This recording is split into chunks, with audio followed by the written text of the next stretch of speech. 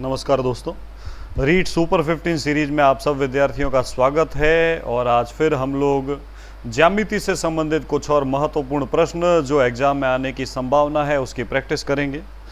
सबसे पहले मैं आप सब लोगों का बहुत धन्यवाद देना चाहूँगा कि आप लोग जो है सारी वीडियो में रेगुलर रहते हैं, है ना, एकदम फिक्स। आप में से काफ़ी स्टूडेंट, लगभग 40 से 50 ऐसे स्टूडेंट हैं जो प्रतिदिन 5 बजते ही लाइव आ जाते हैं। उन्होंने एक शेड्यूल बना रखा है, एक निरंतरता बना रखी है एक, और यही जो निरंतरता है आपको 100% सफलता दिलाएगी भाइयों। बस ज़रूरत है तो इसी निरंतरता को 25 अप्रैल तक कंटिन्यू करने की।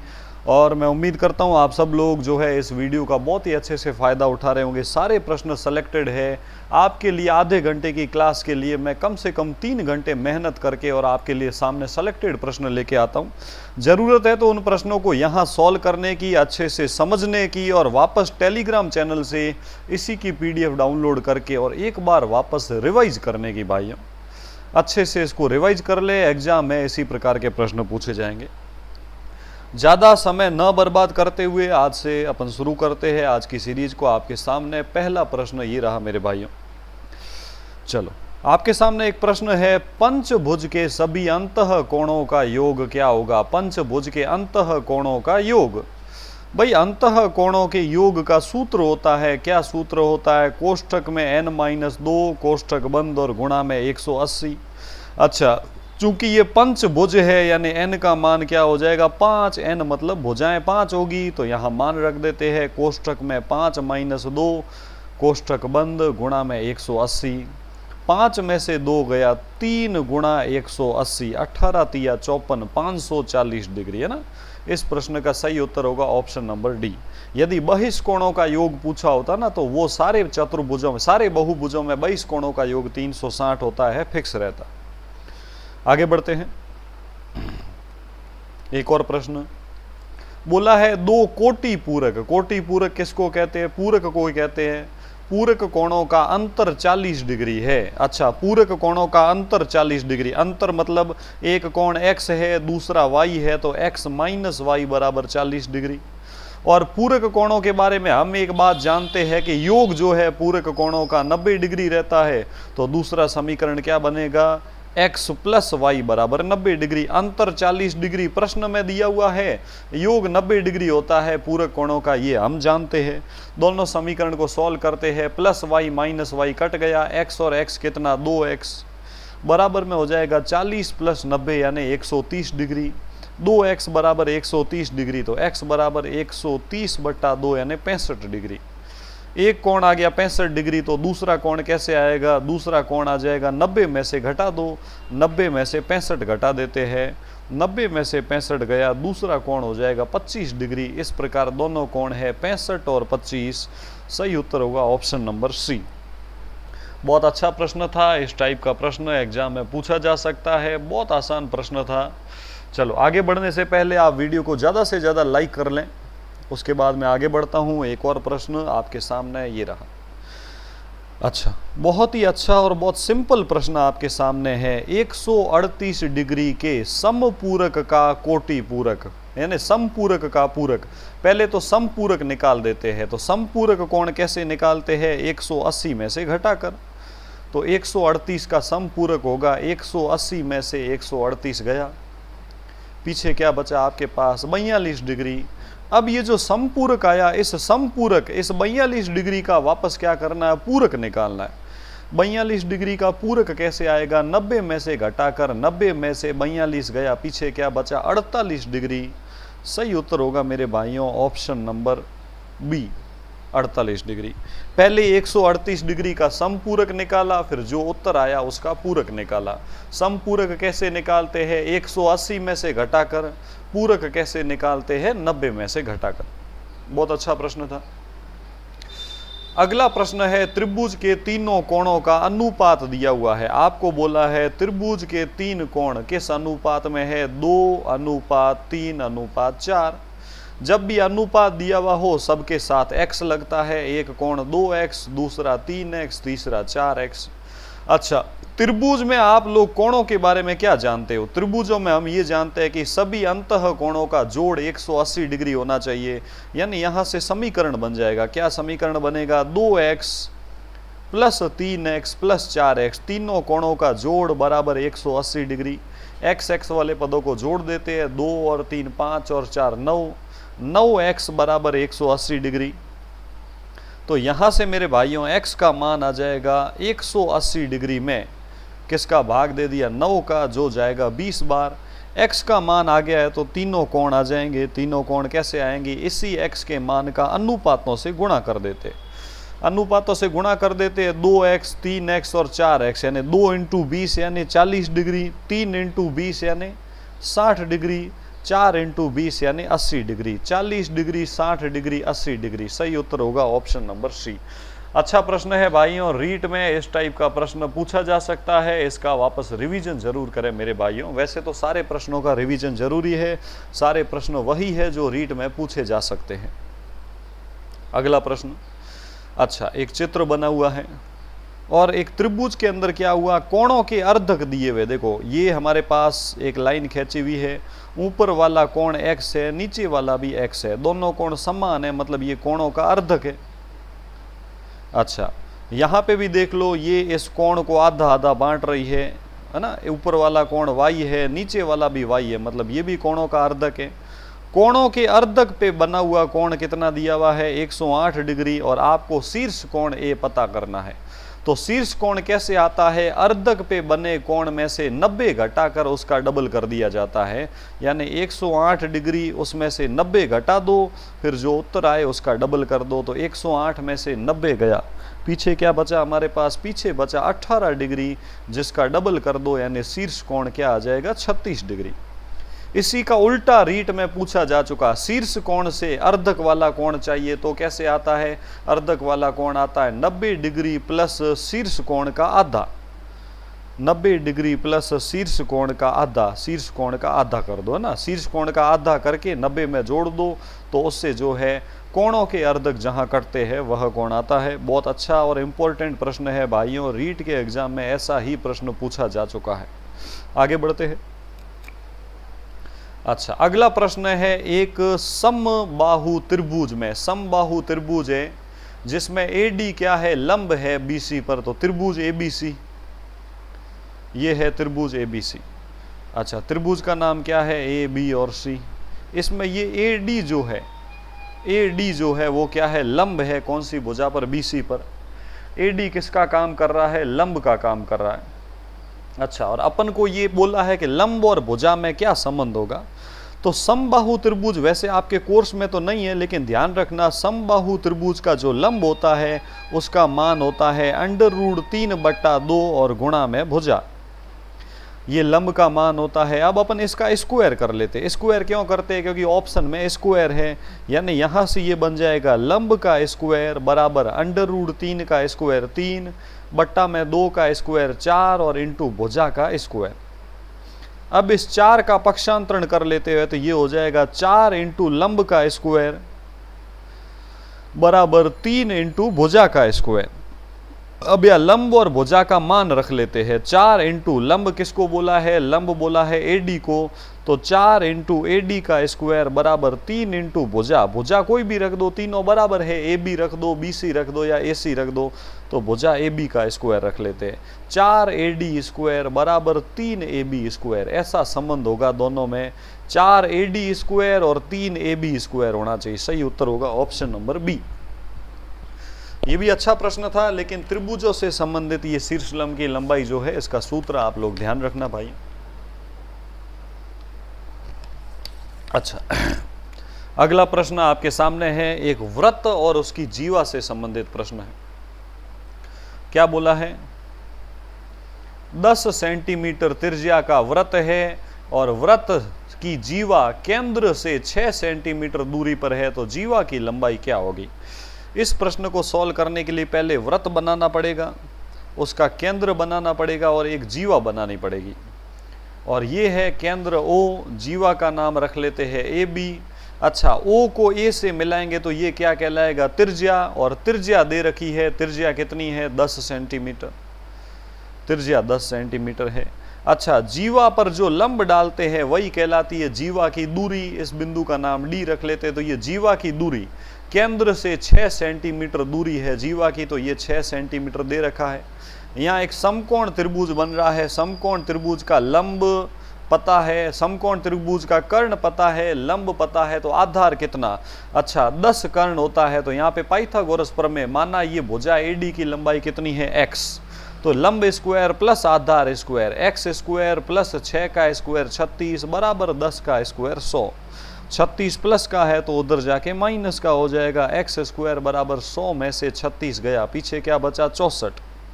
एक्स स्क्वायर बराबर 64, तो एक्स बराबर अंडर रूट 64। 64 का अंडर रूट कितना? 8 सेंटीमीटर। कहने का मतलब इस एक्स, इस ए से डी तक का हिस्सा जो है वो 8 सेंटीमीटर है। चूंकि ये लंब जीवा को बराबर भागों में बांटता है तो पीछे वाला हिस्सा भी 8 सेंटीमीटर होगा। तो जीवा हो जाएगी 8 प्लस 8 कितना? 16। तो जीवा की लंबाई हो जाएगी 8 प्लस 8 यानी 16 सेंटीमीटर। इस प्रश्न का सही उत्तर होगा ऑप्शन नंबर ए। बस छोटी सी बात ध्यान रखनी है, किसी जीवा पर डाला गया लंब जीवा को 2 समान भागों में बांटता है और त्रिज्या जो है वो कर्ण का काम करती है और यहाँ एक समकोण त्रिभुज बन जाता है। भाइयों, आगे बढ़ने से पहले भाइयों, अभी तक आप लोग जो भी लाइव है वो वीडियो को ज़्यादा से ज़्यादा लाइक कर ले। चैनल को अभी तक सब्सक्राइब नहीं किया है तो सब्सक्राइब कर ले। और ज्यामिति से संबंधित सारी थ्योरी अगर आपने नहीं पढ़ी है तो यहाँ आई बटन पे क्लिक करें। वह ज्यामिति की सारी थ्योरी दे रखी है, त्रिभुजों के गुणधर्म, चतुर्भुजों के गुणधर्म। मात्र 4 वीडियो में सारी की सारी थ्योरी बहुत ही अच्छे से समझाई गई है। भाइयों, आगे बढ़ते हैं। अच्छा, अगले प्रश्न को ध्यान से सुनना। अच्छा, यहां पे कर देना एक सम चतुर्भुज। एक सम चतुर्भुज ABCD, ABCD एक सम चतुर्भुज है, तो उसमें विकर्णों में और भुजा में क्या संबंध होगा? तो देखो, सबसे पहले ये है एक सम चतुर्भुज ABC और D। सम चतुर्भुज की क्या विशेषता होती है? चारों भुजाओं की लंबाई समान होती है, विकर्णों की लंबाई असमान होती है। अच्छा, और आपको पता होगा कि किसी भी चतुर्भुज में यह नियम लगता है, विकर्णों के वर्गों का योग, विकर्णों के वर्गों का योग ये किसके बराबर होता है? चारों भुजाओं के वर्गों के योग के बराबर होता है। चारों भुजाओं के वर्गों के योग के बराबर होता है। तो वही प्रमेय यहां लगाएंगे तो अपन को दिया हुआ संबंध जो है वो मिल जाएगा। तो विकर्णों के वर्गों का योग, विकर्णों की लंबाई अलग अलग है, तो AC square plus BD square, AC का स्क्वायर प्लस BD स्क्वायर बराबर चारों भुजाओं के वर्गों का योग। चूंकि भुजाएं बराबर है चारों, तो किसी एक का वर्ग करके 4 से गुणा कर देते हैं। तो 4 इंटू भुजा AB का स्क्वायर कर लेते हैं, 4 इंटू AB का स्क्वायर। भाई AB का कर दो, चाहे BC का कर दो, चाहे CD का कर दो या AD का कर दो, कोई फर्क नहीं पड़ता। लेकिन ऑप्शन में भुजा AB ही ली है, इसलिए अपन ने AB का स्क्वायर कर लिया। और ऐसा संबंध कौन से विकल्प में है? C। ये 4 से गुणा क्यों हो रहा है? क्योंकि चारों के वर्गों का योग, इसका वर्ग प्लस इसका वर्ग प्लस इसका वर्ग प्लस इसका वर्ग, चूंकि चारों की लंबाई समान है इसलिए डायरेक्ट 4 से गुणा कर दिया। तो ये भुजाओं में और विकर्ण में संबंध होगा। सही उत्तर होगा ऑप्शन नंबर C। आगे बढ़ते हैं। चलो, अगला हमारे पास प्रश्न है जिसके अंदर क्या बोला है? एक चित्र बना हुआ है जिसमें कोण x और y के मान चाहिए। तो यहाँ एक त्रिभुज नजर आ रहा होगा और इस त्रिभुज में देखना, यहाँ 2 रेखाएं x में कट रही है, x में कट रही है, तो ये दोनों कोण शीर्षाभिमुख होंगे। शीर्षाभिमुख कोणों का मान आपस में समान होता है। ये 80 डिग्री, तो y का मान भी 80 डिग्री। अच्छा, y आ गया है तो अब ये x आ सकता है। त्रिभुज के तीनों अंतः कोणों का जोड़ 180 डिग्री होना चाहिए। तो ये 80 डिग्री और ये 50 डिग्री, ये हो गया 130 डिग्री। तो पीछे x का मान 180 में से 130 घटा दिया तो पीछे x का मान क्या आया? 50 डिग्री। इस प्रकार हमारे पास x का मान तो हो गया 50 डिग्री और y का मान 80 डिग्री हो गया। पहले x का फिर y का, क्रमशः उत्तर होगा 50 और 80। सही उत्तर होगा ऑप्शन नंबर ए। बहुत अच्छा प्रश्न था भाइयों। त्रिभुज के तीनों कोणों का जोड़ 180 होता है और शीर्षाभिमुख कोणों का मान समान होता है।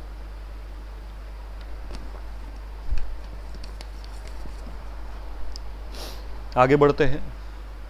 चलो,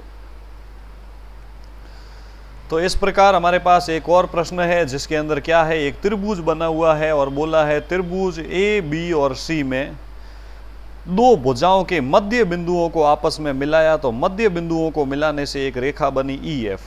एक छोटी सी बात ध्यान रखनी है, मध्य बिंदुओं को मिलाने वाली रेखा उसकी जो भुजा है पीछे वाली उसके समांतर होगी, यानी यहाँ पे ए सी किसके समांतर होगा, ए सी और एफ ई समांतर होंगे। समांतर होने की वजह से क्या होगा, ये जो भुजा है ये भी किसका काम करेगी, तिर्यक का काम करेगी, और ये ऊपर वाली जो भुजा है ये भी किसका काम करेगी, तिर्यक का काम करेगी। आपके पास ये कोण 60 डिग्री बोला है तो ये 60, तो ये दोनों तो अंतः कोण हो गए और ये उसका संगत कोण हो जाएगा, तो ये 60 तो ये भी 60 क्योंकि संगत कोण है। हमको कोण पूछा है एफ ई और बी, एफ ई बी, कोण एफ ई बी का मान क्या होगा, 60 डिग्री। सही उत्तर होगा ऑप्शन नंबर बी। अगर इसमें ये पूछ लेते तो त्रिभुज के तीनों कोणों का जोड़ 180 होता है, 70 और 60 हो गया 130, तो ये कोण 50 और ये 50, तो नीचे वाला भी 50 क्योंकि ये भी संगत कोण है।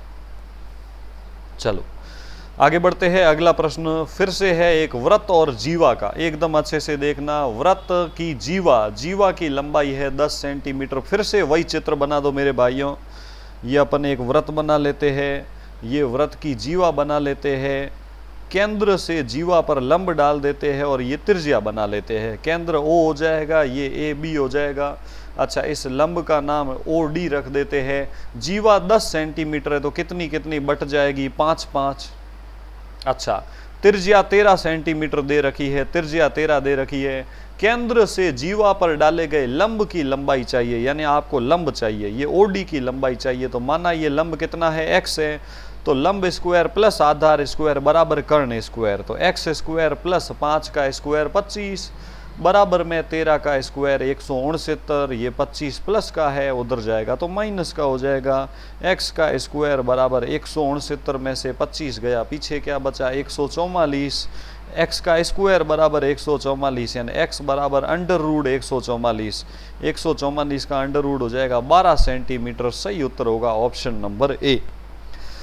ध्यान रखना, ये वृत्त उसकी जीवा पर डाला गया लंब। इस टाइप के मैंने काफ़ी प्रश्न आपको सॉल्व करवाए हैं इन वीडियो के माध्यम से, क्योंकि एग्जाम में ऐसा प्रश्न पूछे जाने की संभावना बहुत ही ज़्यादा है मेरे भाइयों। अगला बहुत ही आसान प्रश्न है, समांतर रेखाओं के बीच की दूरी क्या होती है भाई। अगर दो रेखाएं समांतर है तो उनके बीच की जो दूरी रहती है वो हमेशा समान रहती है, हमेशा बराबर रहती है ना।